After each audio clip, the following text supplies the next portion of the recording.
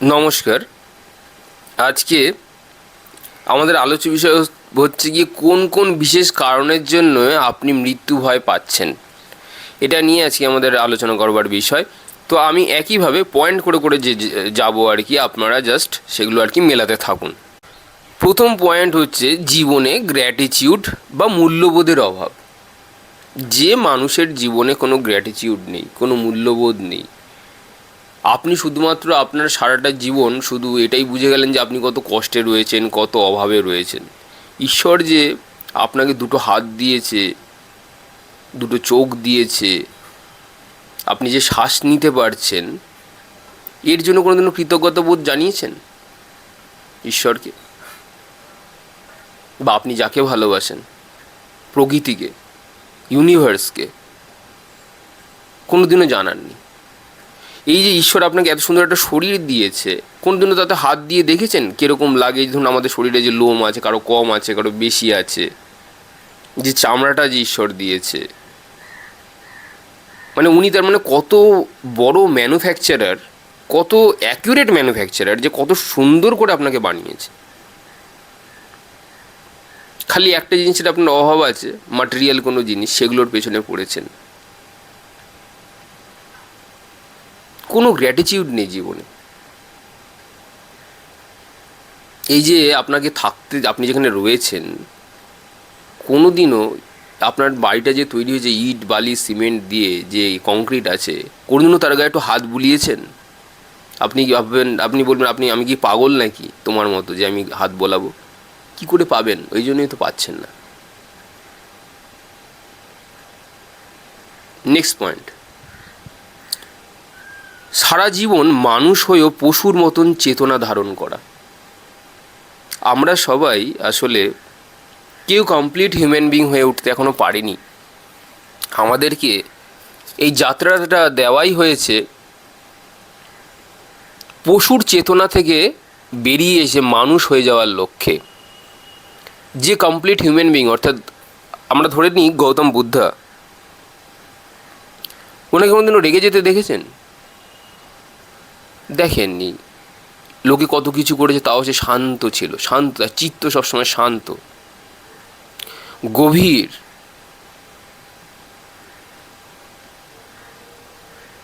উনি হচ্ছেন complete human being. Premanandji মহারাজ, লোকে কত তার গায়ে হাত তুলেছে।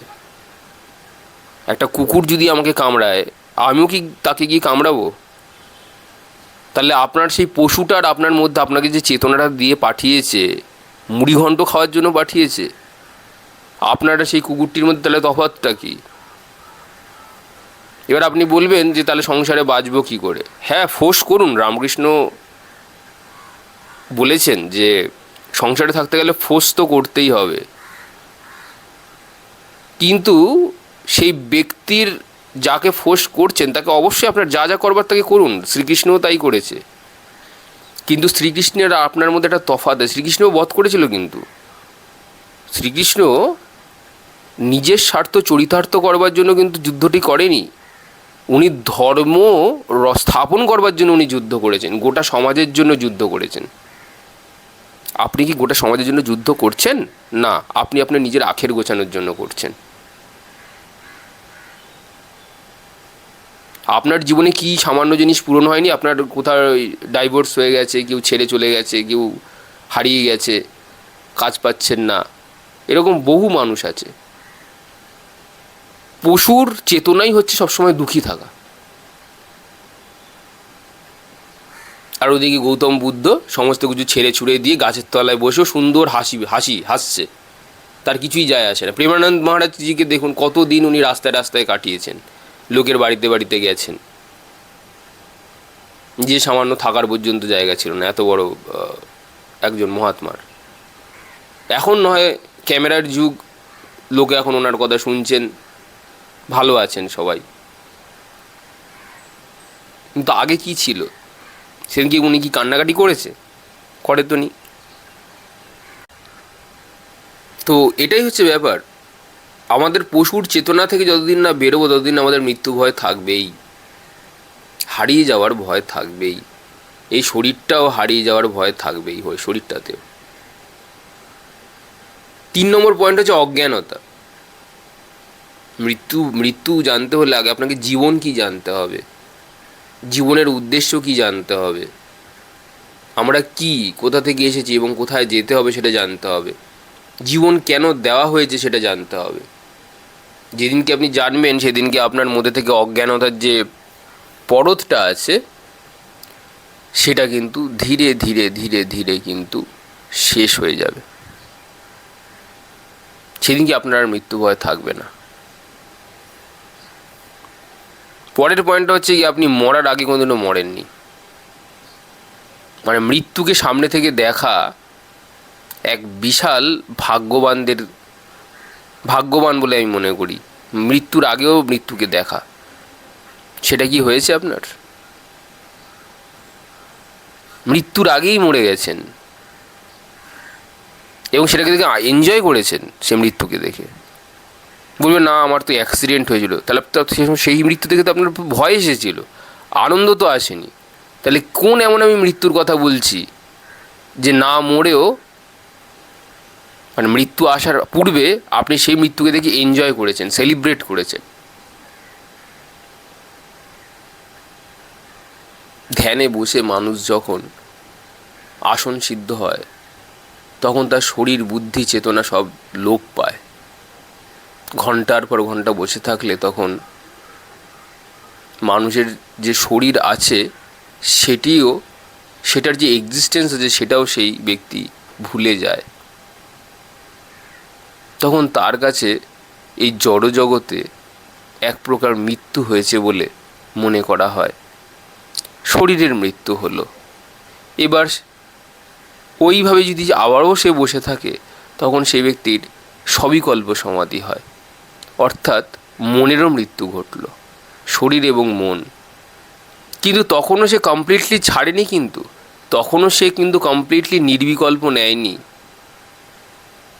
শুধুমাত্র মনকে এই সময়ের বাইরের একটি গণ্ডিতে স্থাপন করেছে। অর্থাৎ সে জাস্ট পরীক্ষা করছে যে শরীরের মৃত্যু তো হলো আসন সিদ্ধ করে, এবার মনেরও মৃত্যু ঘটালো সময়ের গণ্ডির বাইরে বার করে। এটাই হচ্ছে সবিকল্প সমাধি। এইখানে সেই ব্যক্তির আর কোনো এক্সিস্টেন্স থাকে না, কিন্তু চাইলে সেই ব্যক্তি ফিরে আসতে পারে। কিন্তু নির্বিকল্পতা আর কোনো উপায় নেই। যেটা বললাম এটা হয়তো আপনারা অর্ধেক মানুষ হয়তো নাও বুঝতে পারেন, ক্ষমা করবেন, আসলে এটাই সত্যি। হয়তো আমি বুঝিয়ে উঠতে পারবো না, কারণ আমার শব্দ নেই সেটাকে বোঝাবার জন্য আমার নিজের কাছে।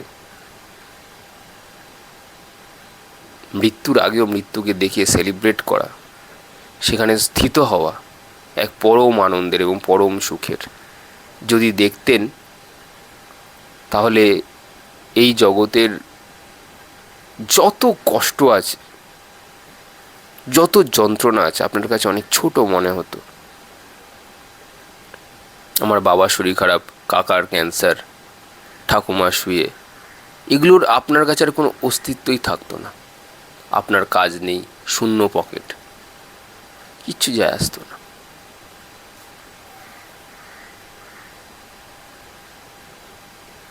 অথচ লোক আমাকে বলে আমার কত সমস্যা, যে আমার যে সমস্যা আপনাকে বললে পরে আপনি শুয়ে পড়বেন। এটাই নিয়ম। যে ব্যক্তি যত বেশি স্পিরিচুয়াল দিকে এগোয় তার জীবন কি কখনো কি সুখে ফুলের মধ্যে থাকে নাকি? দেখেছেন নাকি কোনো আধ্যাত্মিক ব্যক্তির জীবন সুখে একদম সোনার কাছে মোড়া? তাকে এই জন্যই বিপদগুলো দেওয়া হয়, তাকে এই জন্যই কষ্ট দেওয়া হয় চারপাশের, যাতে সে শরীর এবং মনের যে বুদ্ধি আছে তার থেকে ওপরে উঠতে পারে। তাপ দেওয়া হয়। নেক্সট পয়েন্ট হচ্ছে, এইরূপ ব্যক্তিরা কোনোদিনও যারা সবসময় কম্পিটিশনে মেতে থাকে, কম্পিটিশনে যদি মেতে থাকেন, এটা একটা সবচেয়ে বড় লক্ষণ যে আপনি মৃত্যু ভয় পাবেন। এই যে বলছেন বিশেষ কোন কোন কারণের জন্য আপনি মৃত্যু ভয় পান, এটাও একটা কারণ, কম্পিটিশন। দুনিয়া যেদিকে ছুটছে আপনিও সেদিকে ছুটছেন, কম্পিটিশন, চাকরি পেতে হবে, ওটা করতে হবে, সেটা করতে হবে, স্ট্যাবলিশ হতে হবে। বাঁচবেন 1000 বছর? 100 বছরও কম লোকে এখন বাঁচে। আমি খুব গরিব মানুষদেরকে দেখি যারা 100 বছর বাঁচে। সমস্ত যত বড় লোক দেখি সব 100-র আগে টপকে যায়। এটা একদম আপনার একদম ধ্রুব সত্যি কথা বলছি। যারা কম খায়, একবেলা খায়, নিত্য জব করে, ওদেরকে আমি দেখেছি 100 বছর বাঁচে।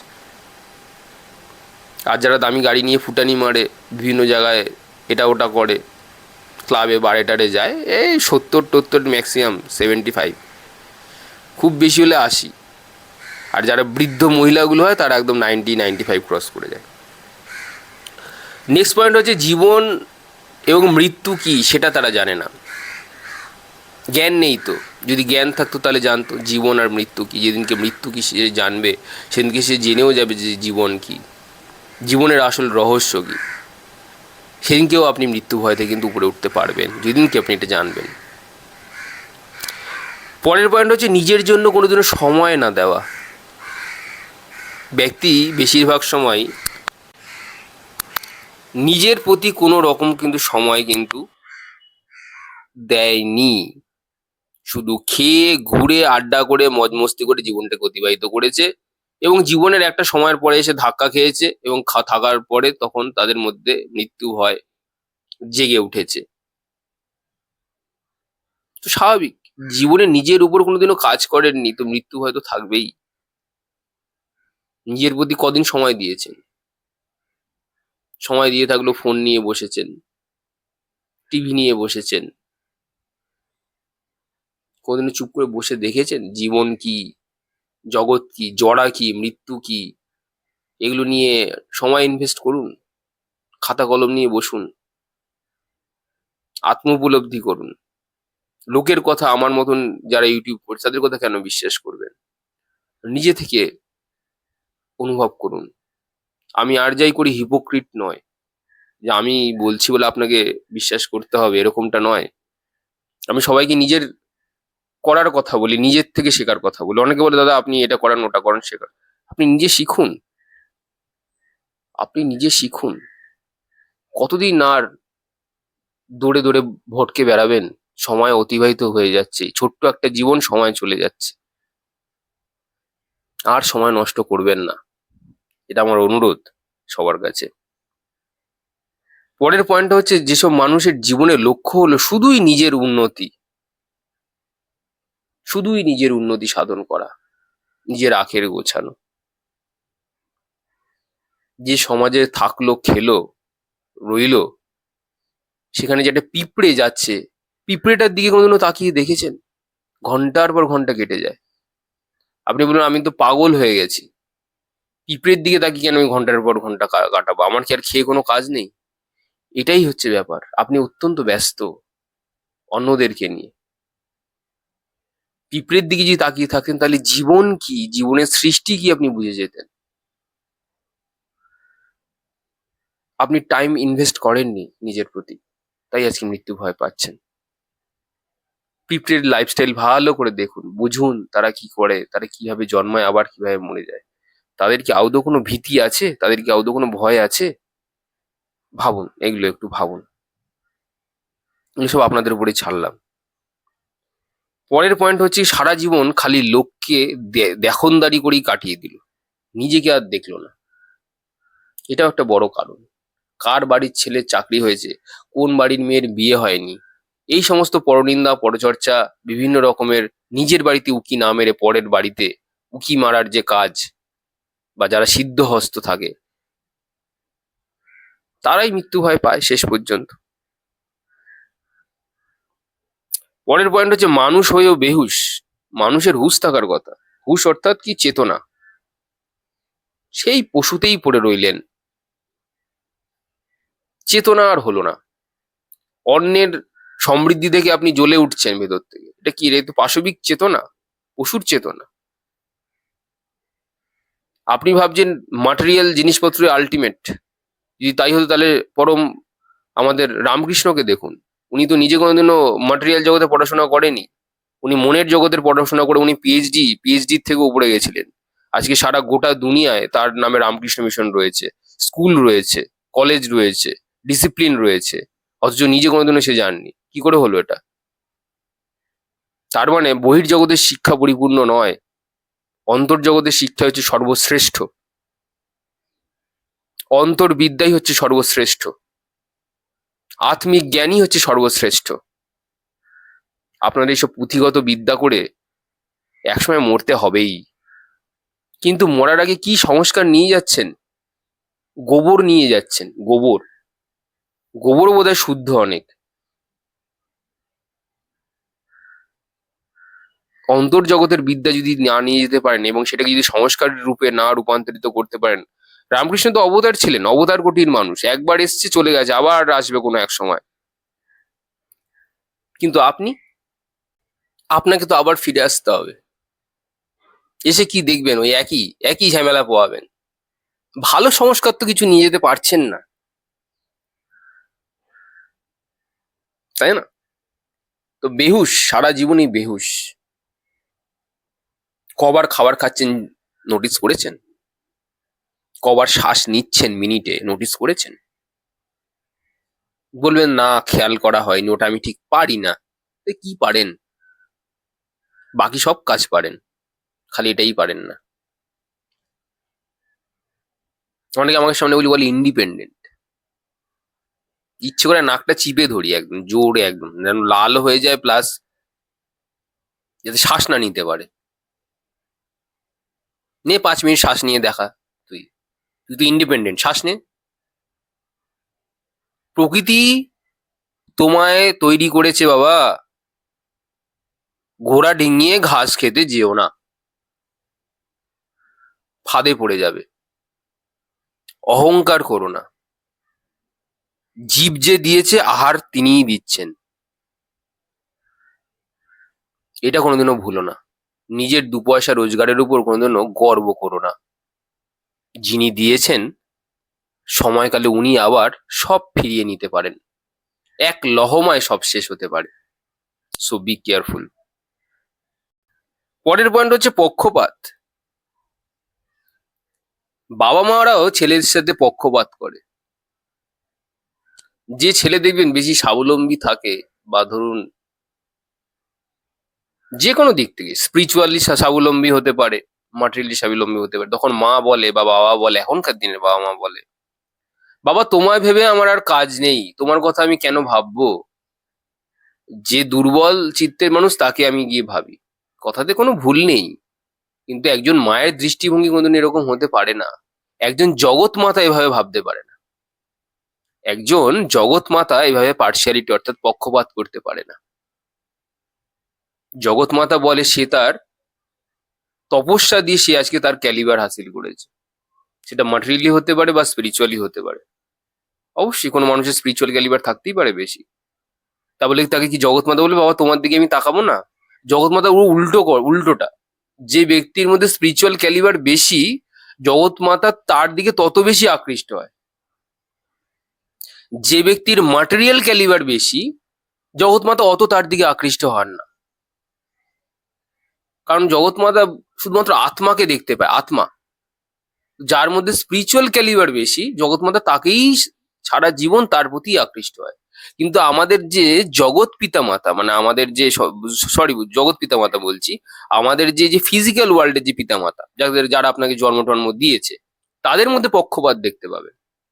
যে ব্যক্তি ম্যাটেরিয়ালি বেশি স্বাবলম্বী, তাকে হয়তো বেশি তেল দিচ্ছে। আবার উল্টোটাও হতে পারে, কাউকে হয়তো একটু বেশি ভালোবাসে, স্নেহ করে, বড় ছেলেকে হয়তো বিশেষ করে না, তো তার প্রতি সে ধ্যান দিচ্ছে, অর্থাৎ পক্ষপাত থাকবেই। কিন্তু জগৎ মাতার দৃষ্টিভঙ্গি কিন্তু পুরোপুরি অন্য। যে ব্যক্তির স্পিরিচুয়াল ক্যালিবার বেশি থাকে, সেই ব্যক্তিকে আরো হেল্প করে বেশি করে। কিসের জন্য? যাদের স্পিরিচুয়াল ক্যালিবার নেই, তারা যাতে তাদেরকে গিয়ে সাহায্য করতে পারে। এই জন্য যে ব্যক্তির স্পিরিচুয়াল ক্যালিবার আছে তাকে আরো বেশি বেশি করে ক্যালিবার দেওয়া হয়, যাতে সে অন্য ব্যক্তিকে টেনে তুলতে পারে। এভাবেই দেখবেন গুরু তৈরি হয়। গুরুতত্ত্ব, ফিজিক্যাল গুরু, এইভাবেই এসছে। তো পক্ষপাত কিন্তু তাদের থাকে না। তারা চায় যে ওই যে ব্যক্তির বেশি ক্যালিবার আছে তাকে দিয়ে যেন আরো 10টা মানুষের সাহায্য হয়। তো তার জন্য যে ব্যক্তির বেশি ক্যালিবার আছে তাকে আরো বেশি করে ক্যালিবার দেয়। স্পিরিচুয়াল ক্যালিবার, মাটেরিয়াল ক্যালিবারের কথা কিন্তু আমি বলছি না। আমাদের চ্যানেলটা মাটেরিয়াল রিলেটেড চ্যানেল নয়। যদি পয়সাগুলি সম্পর্কে শুনতে অন্য কোনো কোথাও যান শুনতে। নেক্সট হচ্ছে গিয়ে ভক্তি না থাকার জন্য। যে ব্যক্তির ভক্তি নেই জীবনে, তার শক্তিও নেই। যে ব্যক্তির শক্তিও নেই, সেই ব্যক্তির মৃত্যু ভয় আছে, অবভিয়াসলি থাকতে আছে। পরের পয়েন্ট হচ্ছে পরনিন্দা পরচর্চা। সারা জীবন শুধুমাত্র যারা পরনিন্দা পরচর্চায় কাটিয়ে এসেছে, তারা আর আত্মা কি তারা কিভাবে জানবে? চেতনা তো সবসময় হাঁটুর নিচেতেই থাকে। নেক্সট হচ্ছে গিয়ে নেশাবৃত্তি। এক মানুষ কোনোদিন নেশা ছাড়া বাঁচতে পারে না, কিন্তু কথা হচ্ছে নেশা যদি না থাকে আপনি জীবনে বোরিং ফিল করবেন। এই জন্য দেখবেন মানুষ বিভিন্ন রকমের নেশা ভান্তি করে। কেউ মদ্যপান করছে, কেউ অন্যরকম নেশা করছে, চরস ফরস খায়, শুনেছি দেখেছি মানুষকে। তো যাই হোক, সেটা করতেই পারে, তাদের শরীর তারা বুঝবে। কিন্তু ব্যাপারটা হচ্ছে নেশা ছাড়া কেউ বাঁচতে পারে না, বোরিং লাগে। কিন্তু একটা নেশা হচ্ছে, নেশা যদি আমায় করতেই হয়, আমি আমি আমার পার্সোনাল ওপিনিয়ন হচ্ছে আমি বড় নেশা করব, ছোট ছোট কেন নেশা করব আমি? লোকে বলে যে অভিজিৎ তুমি তো কোনো সেক্স করনি, আর আমি ওর থেকেও বড় সেক্স করেছি, আমি কেন ছোট ছোট কেন সেক্স করব? আপনি জানেন আপনাদের সেক্স করতে গেলে বলে যে স্যাক্রাল চক্র অর্থাৎ স্বাধিষ্ঠান এবং মূলাধারে সাহায্য নিতে হয়। কিন্তু আপনি যদি ধ্যানে বসেন ওটা ইউনিসেক্স হয়ে যায়। মানে আপনার যে আজ্ঞাচক্র আছে ওখানে অমৃত বেরোয়। আপনি সেখানে সেক্স আপনি কতক্ষণ করতে পারবেন? 1 ঘন্টা 2 ঘন্টা। কিন্তু আজ্ঞাচক্রে যদি আপনি ধ্যান লাগিয়ে বসেন 7 ঘন্টা 8 ঘন্টা 10 ঘন্টা কম পড়ে যাবে আপনার। এটা আপনাকে বলছি আমি। সেখান থেকে যে কেমিক্যাল সেক্রেশন হয় সে আপনার গোটা বডিকে ঠান্ডা করে দিতে একদম একদম অ্যালাইন করে দেবে আপনাকে পুরো। আপনার যে শরীর আছে সেই বুদ্ধিকে অব্দি সে নষ্ট করে দিতে সক্ষম। তা আমি কেন ছোট নেশা করব? আমি করলে বড় নেশা করব। কেউ যদি সেক্স করতে চায় আমি বড় বড় সেক্স, এই টাইপের সেক্স করব। আপনারা শক্তি ক্ষয় করে এত মজা পাচ্ছেন, তা যে ব্যক্তি শক্তি ধরে রেখেছে তার তাহলে কত বড় মজা হবে ভেবে দেখুন এটা একবার। আমি কেন ছোটখাটো জিনিস করব? আমি একবেলা খাবো, ভালো খাবো। আমার দুবেলা খাওয়ার দরকার নেই, আমি খাই না দুবেলা, আমি একবারই খাই। সকাল 11টায় যে খাবো ওটাই আমার শেষ। না রাতে খাবো, না সকালে আমি কিছু খাবো, না বিকেলে কিছু খাবো। খুব কম হলে পরে ফল, খুব যদি ইচ্ছে হয় তো একটু ফল খেতে পারি। আর তো আমার বিশেষ কিছু খাওয়ার দরকার নেই ভাই। তো এই সমস্ত জিনিস যদি না থাকে তাহলে তো আপনি মৃত্যু ভয় পাবেনই। সারা জীবন মরে মরে বেঁচে এসেছেন, নরক নরক পাপী পাপী নিজেকে বলে এসেছেন, তো আপনি পাপীদের জায়গাতেই থাকবেন। যেমন ভাব তার তেমন লাভ। আপনি সারা জীবন নিজেকে পাপী তাপী বলে এসেছেন, তো আপনার মৃত্যুর পরে গতি পাপী তাপীদের দলেতেই পড়বে। ভেবে দেখুন কি করবেন। আজ আসি, যারা অ্যাস্ট্রোলজিক্যাল কনসালটেশন বা গাইডেন্স নিতে চান তারা চ্যানেলে দেওয়া ডিসক্রিপশন নাম্বারে হোয়াটসঅ্যাপে যোগাযোগ করতে পারেন। ধন্যবাদ।